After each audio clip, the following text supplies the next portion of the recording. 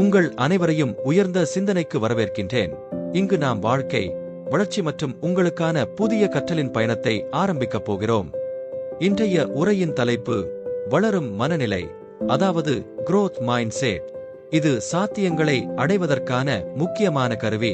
நம்மில் பலர் வாழ்க்கையில் வெற்றியடைய என்ன செய்ய வேண்டும் என்று பலதரப்பட்ட கேள்விகளை கேட்டிருப்போம். அதற்கான பதில் வளர்ச்சியில்தான் இருக்கிறது. அது எளிதான பாதையல்ல, ஆனால் நம்மை உயர்த்திச் செல்வது.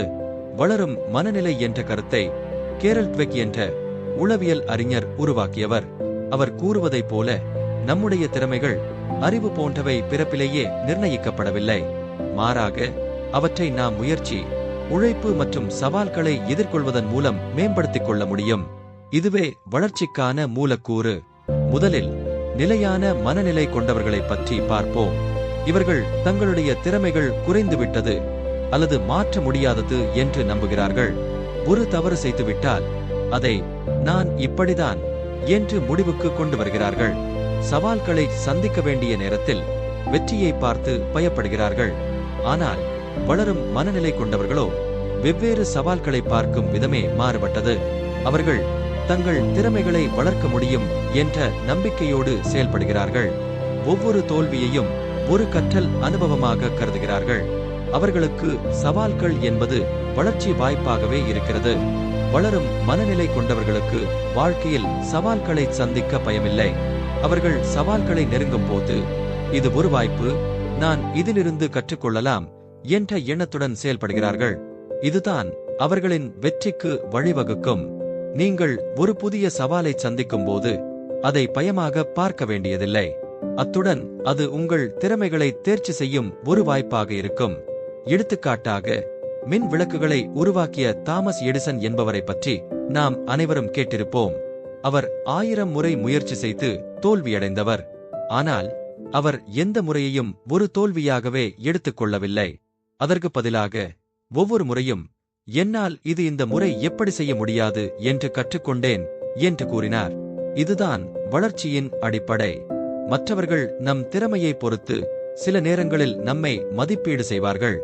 ஆனால் உண்மையான வெற்றியாளர்கள் முயற்சியை மதிப்பீடு செய்கிறார்கள். முயற்சி மூலமே திறமைகள் விரிவடையும். உழைத்தால் எதையும் அடையலாம்.